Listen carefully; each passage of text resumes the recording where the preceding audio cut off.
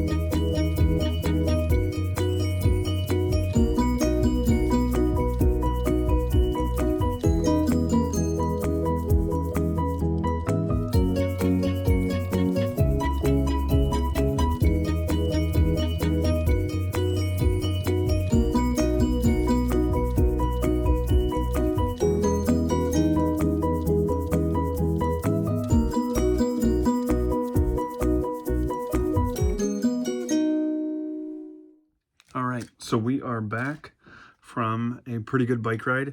This, it's one of those things where it's been so cold for so long that like 45 feels like 70. So, we were loving it. Tea is made, and I am ready to get into it. Books from last week. Actually, so there was stuff on there where I was like, oh, I'm thinking about dropping this, but I actually wound up really enjoying everything last week, and so it was nice. It was nice.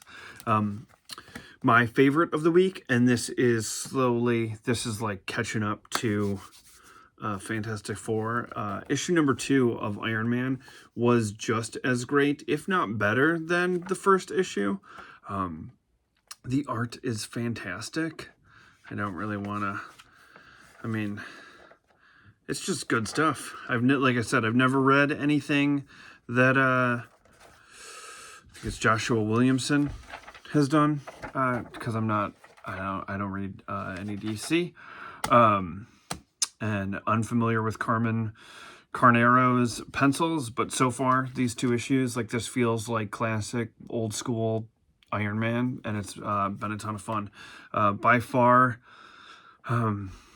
I didn't hate the Dan Slott run. I don't know how I didn't really pay much attention to how it was viewed online or whatever, but that last arc that was like the steampunk Iron Man that only lasted 6 issues, I was not a fan of that. And then the thing before that, I'm looking at it right now in the Iron Man section of the room.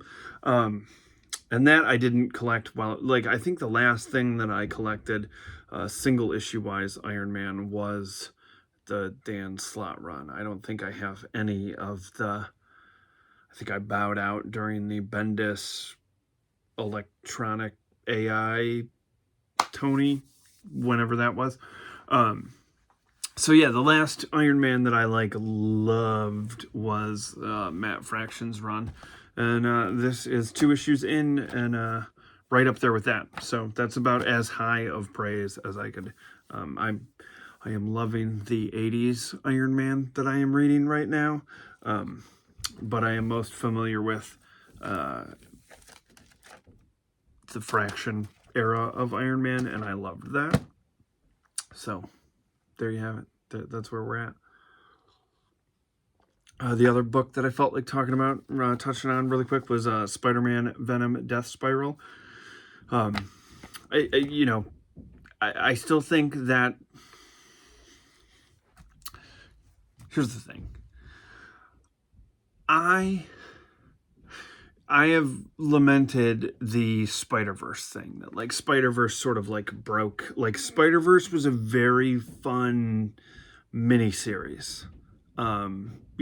Like it's cool, it was fun, and it was one of those things that like I never needed anyone to go back to the Spider-Verse. Well, I like the movies, I like that initial run, but the idea of there being 72 spider-powered characters running around, I think dilutes. Like I don't mind Miles coming over from, and I don't really read any Ghost Spider. Honestly, my most the most I see of Ghost Spider is on Spidey and His Amazing Friends with Hank, and I don't mind that either. Like that's fun, and I don't have a problem with Gwen. But when we get into like there's 72 different versions of Spider-Man and Spider-Punk and Silk and all this stuff, I'm just sort of like, eh. Like there's an ad on this week's books. Of course, the first is this Spider Society thing that they're doing, and I'm like, I like Spider-Boy. See, look, I'm contradicting myself right now. Anyway, I feel the same way about symbiotes. Like, I'm just like, really? Is this, like, symbiotes feels like, Dark Phoenix Saga, one of my favorite X-Men stories of all time, very near and dear to my heart, but I hate it. I hate it when they go back to that well, when they, like, that was a story that was done. It was perfect. And there doesn't need to be 72 different, like, oh, Phoenix again. So sort of when it comes to symbiotes, I sort of feel the same way, where I'm just like, can we put that in a box, put it on a shelf, leave it there for a few years, and just, but that's me. That's just me. Like, I'm not saying that for everybody else, because I'm sure there are people out there who are like, man, I love Venom. But opening this up and Venom being, Eddie being Carnage and Mary Jane being Venom, it's all weird. It's weird to me. But I enjoyed this. And there was like a thing that was happening, which I believe is that members of the Parker and Brock family were being like inconspicuously murdered throughout this issue. It's sort of like a narrative device that I got, but also, like there were a couple of the last names where I was like, well, this doesn't really match.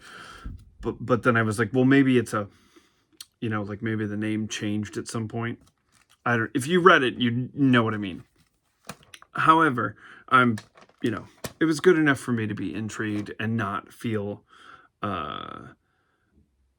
dumb for having bought in on the rest of this, meaning I don't normally pick up Venom, but obviously because this is a crossover, I'm going to be picking up those issues, which are going to boost sales for Mary Jane as Venom. So some bean counter at Marvel is going to be like, see, told you it was a great idea. It's not a great idea.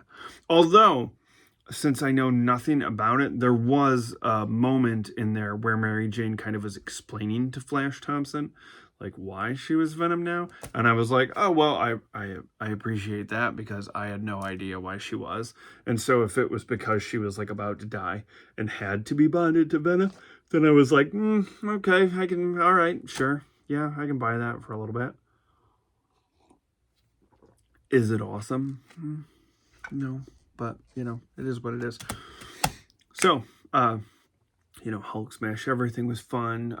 Inglorious X-Force #2, I didn't feel it was as good as #1, but I still enjoyed it.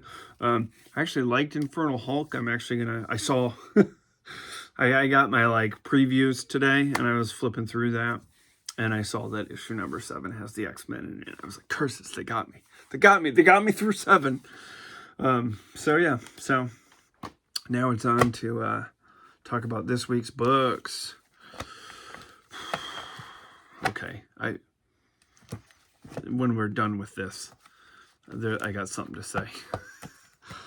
Avengers 36. This is the end of, I think it says epic finale on it. So I assume that this is the end of Jed MacKay's run. And I'm like, I didn't hate it. I didn't love it. It's not like I'm going to be running up to people being like, you know what Avengers runs you should check out? You should check out Jed MacKay's. It was good. I had an all right time with it, but it wasn't blowing the doors off of anything. What I am confused by is if this is the epic finale, and I don't want to flip through it because I don't want anything to get spoiled for me on a Wednesday. Great wraparound cover, by the way. Those have been fun. What is next? I have not seen an announcement for like a new Avengers #1. I know that Avengers Armageddon is coming out in the summertime, but that was like a miniseries. So do we not have? And now I want to peek at the paper, but I'm not going to. I'm not going to do it.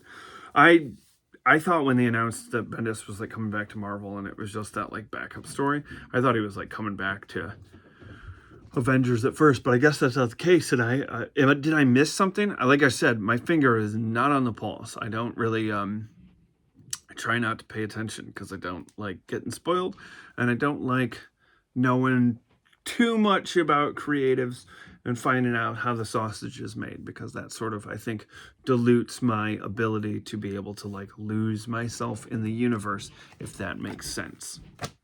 But that's just me. Amazing Spider-Man number 987. It's normally I would see this and I'd be like, hey, it's Peter fighting Venom, but now it's Peter fighting MJ, and that's weird. But like I just got done talking about, I didn't mind the first issue of Death Spiral, so I will see where this goes. Is that Ed McGuinness is the penciler for that issue, so that's good.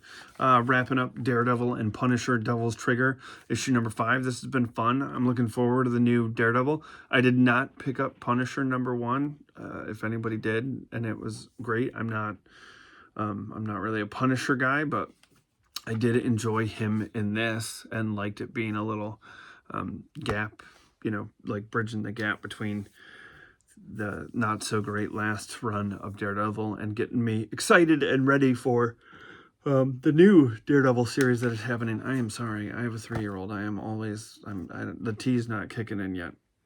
I don't know what my problem is. Oh boy. Okay, so this one I'm probably gonna regret.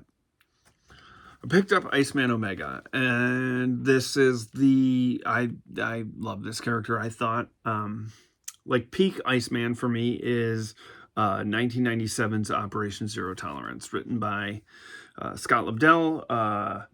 Most of the X-Men were taken off the board during this story by Bastion and the Prime Sentinels, and it was, the best way I could describe it is like, for me, and maybe like my generation, was it felt like the closest thing. When I hear like, okay, like I came into comics early 90s. So like, I love Mutant Massacre, but I wasn't there for it when it happened. It was already something that happened, and everybody like talked about it as this great thing. And it is a great thing. But for me, Operation Zero Tolerance, when all the X-Men are being hunted, the mansion's been stripped, Charles Xavier's in prison, pretty much everybody's in prison, and Iceman winds up like basically leading a team of like ragtag, like people who had been on a list that Charles had that was basically like, these people could potentially be X-Men, and they were like, no, we can't, like, I don't want to do this. And they introduced some really great, like, Dr. Cecilia Reyes, really, I'm sure there's people who are like, talk about the new comics. But anyways, point is that if you were ever interested in reading a fantastic Iceman story where, like, he really shines, 1997's Operation Zero Tolerance is, like, where it's at. That was, as the kids would say, peak Iceman. And I don't think the characters ever, like, that was one of those moments where it was like, X-Force 44, Cannonball graduates from X-Force and becomes an X-Man, and I loved that as a kid because it showed growth. This is a thing that everybody has against Spider-Man. Like, Ultimate Spider-Man's great because he's married and he has kids, and I'm married and I have a kid, and so I can relate to Peter. I grew up with Peter. I'm still buying comic books. That's how it should sort of be. And if you wanted to introduce a bunch of Spidey Society characters, there's your out, you know, like, you can do that if the other character grows and isn't continuously like kneecapped and meant to perpetually be 22 or whatever. And that's sort of what I feel like they did with Iceman, where I was just like, okay, we've reverted him back to like goofy, not confident. And like that 90s, man, they did a lot of stuff with like him and his dad that was great. You know, and like I said, the Operation Zero Tolerance stuff. Anyways, point is that this is that like digital first stuff that I don't know. And then they finally print it for dinosaurs like me who are like, I'm not reading. I sit at a computer all day. I'm not reading comics on a computer, you dopes. So this is clearly for me. They slap a ridiculous price tag on it, and then I'm reminded why it's digital only, because it's oh geez. Just flipped it open and I'm already mad. The art is not awesome. Bobby looks ridiculous. That's ridiculous. This is one of those moments where you're watching me in real time realize like I should have known better. I should have known better. I have a rant for the end of this when I'm done. Moonstar. I love Danny Moonstar. This has got to be a miniseries. There is absolutely no way that they're banking on Danny Moonstar being able to carry a regular series. So I'm imagining this is a 5-issue miniseries, but I am a New Mutants fan, so I'm all about that. Wolverine number 409. This story arc has been great. I imagine that this will also continue to be great. I'm hoping it's the same artist that's been on it for the last couple of issues, because that's been really good. So I am looking forward to that. X-Men number 326. You know, I do like my X-Men stuff, but I hope this starts actually kicking off and going somewhere. And then lastly, X-Men Annual number 1, which is written by Ryan Stegman, not drawn by Ryan Stegman. So way to go, Ryan. But the art is by, Stegman does a little bit of the art, but it's also Steve Scrosi, who I absolutely loved in the 90s. And I know from a conversation that we had a long time ago at Stegman's house that he is a big Steve Scrosi fan as well. I know that he was into him when he was growing up. So hats off to Ryan for writing stuff and getting an artist that I know he liked when he was younger to draw the book. So that's my new comics. So here's what upset me about this. Okay. There are 8 books here. $4.99. $4.99. A Danny Moonstar book. $4.99. Wolverine. $4.99. X-Men. $4.99. X-Men Annual. $4.99. All of those digital Iceman comics wrapped into one. $6.99. The only book that was $3.99, which is still criminal, was this. Every other book was $4.99, other than that Iceman one, which was a gut-punching $6.99. That's not good. Like, if it's here and there when there's a $4.99 book, but they've inched everything up to being $4.99, and this is like if that isn't a wake-up call, man. Like, that's rough. McGroovy's watching this right now. Like, see, you could have spent that $4.99 on back issues. It's true, I could have. But yeah, that when I realized that, where I was like, holy smokes, every single book has inched up to $4.99. And that Daredevil mini is, you know, that's on its way out and replaced with what I imagine will be a $4.99 Daredevil #1 or a $10 blind bag or something. And suddenly I have, you know, teleported to the 90s. So hopefully these are all great, but that was kind of a bum out when I realized that every book that I was picking up this week, other than one, had inched past the $4.99 mark. That is a bummer. Okay, so this weekend, a buddy of mine puts on a show like once a month. You know, a little haul, dealers, all comics, maybe one creative, two creatives.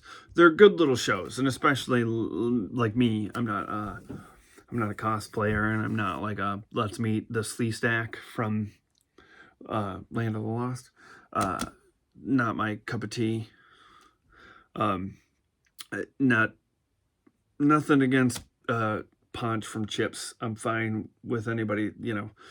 There was a Comic-Con where I met the whole cast of X-Men the Animated Series, so I get it. I'm not, but I do enjoy these like little kind of just comic shows because that's what I knew when I was growing up. That's what got me, you know. I mean, I can't tell you how many, like, I refer to them as dirt cons, that I went to as a kid, where I just picked up long box after long box and built my little library. So,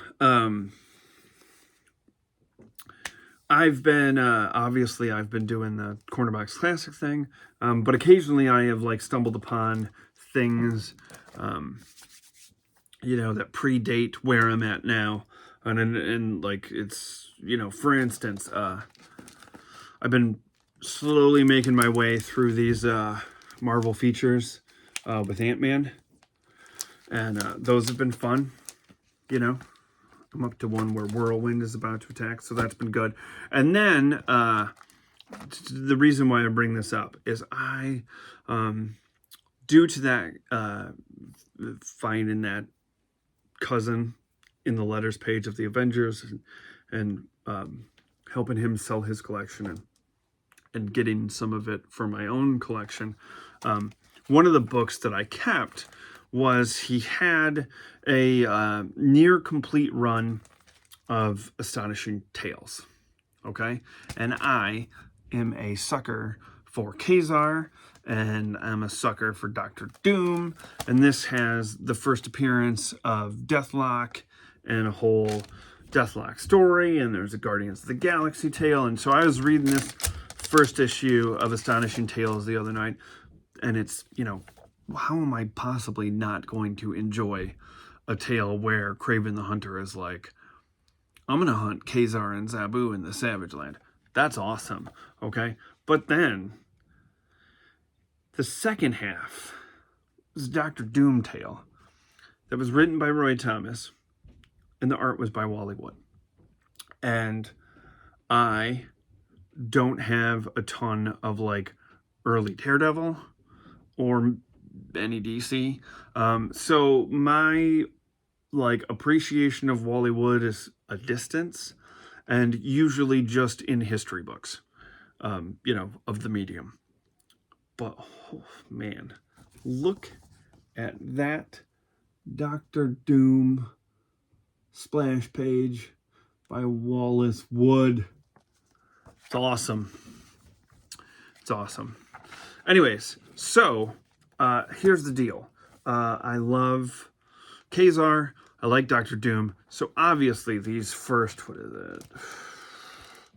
20 issues of this, it's a 36 issue series, okay? I have all 36 issues. I filled the holes. One of them, I'm very excited. I'm going to read it tonight. I didn't realize that issue number 2 is the first appearance of Garrock, and man, I have read plenty of X-Men stories where Garrock is at the center of it, and I love them. I knew that in issue number 3 was one that I had to track down on my own. It's the first appearance of Zoladane, and I was very excited about adding that to the collection. I know that there's a Dr. Doom tale in here that inspired Ed Brubaker's Dr. Doom series from a few years ago. I believe it is the backup in issue number 8, which I am excited to get to.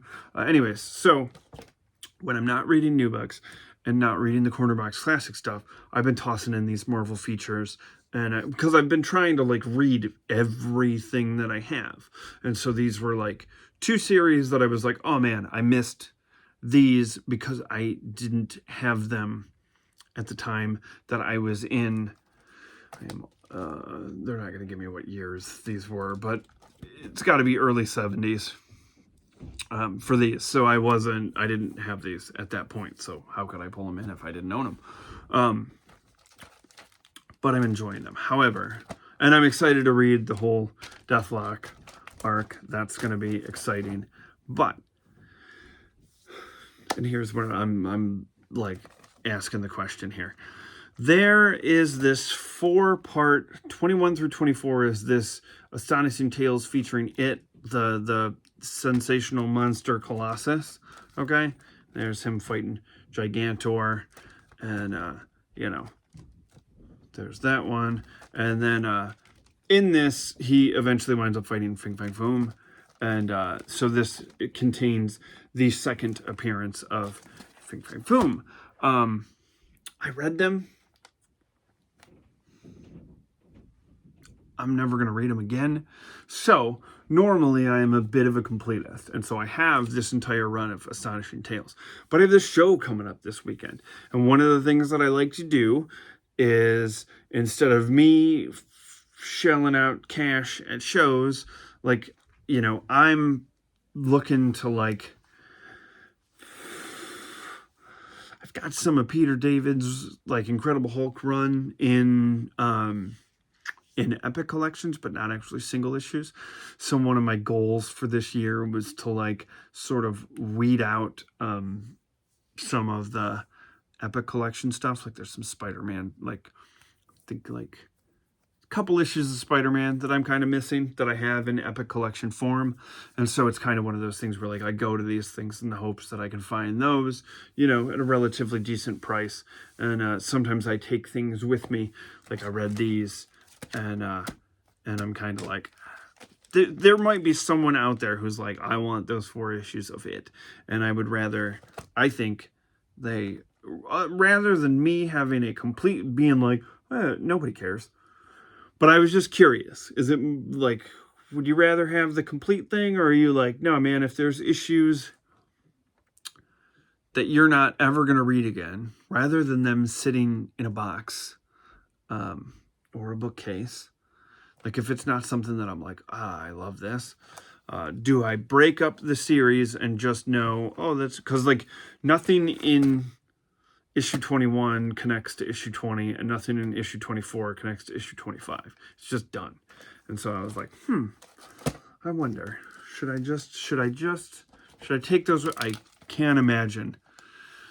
I don't believe these go for much of anything. So it would legitimately be a trade for something that like I'd, want, and I have done that before where there have been like, I've taken pricey books to shows, like really like I took a couple years back, Hank and I went to a show and I took no money with me.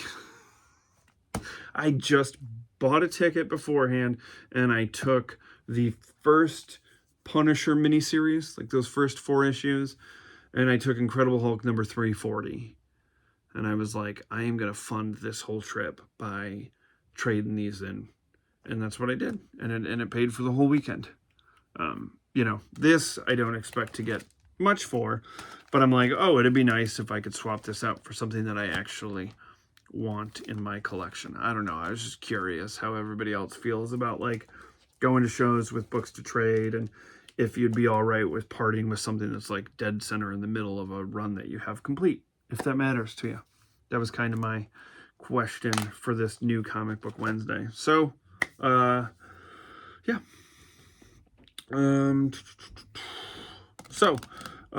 It is a that is New Comic Book Day. I'm excited about my overpriced new books. I'm looking forward to cracking open issue 3 of Astonishing Tales and checking out how the first appearance of Zaladane goes. That's exciting, and I get to know like Garrock's backstory. That's cool. Yeah, so that's exciting. And then let's see. This weekend I've got a Cornerbacks Classics. It is I think last week of May 1982, so it'll be Daredevil, Dazzler, and Marvel 2-in-1. It's a really light week. I was like, why is it so light? And then I was like, oh, Spider-Woman is bi-monthly at this point, so only 3 books. So it's a good thing that I have a show that I'm going to this Saturday. That way I can, you know, maybe if I find anything cooler, if I wind up trading these, I'll have some fingers crossed that I'll have some cool stuff to that I find something cool. Otherwise, it's just going to be normal Cornerbox Classics here. And then next week we'll be back for another New Comic Book Wednesday. So, you know, if you enjoy listening to me ramble on while I drink tea, like, comment, and subscribe, I suppose, is the thing I'm supposed to toss in. Probably should toss it in at the beginning, but, you know, I don't know. I'm not good at this. Anyways, I hope you all out there enjoy, if you're reading new comics, I hope this Wednesday is full of stuff that you're thrilled about reading. If you're like, new books are the worst, and I'm only reading the classics, well, I can't argue with you. That's some pretty good logic, and I hope you've been enjoying those as well. So, yeah. So, all right. Well, see you this weekend with the Cornerbacks Classics. Thanks for taking this ride with us. Bye.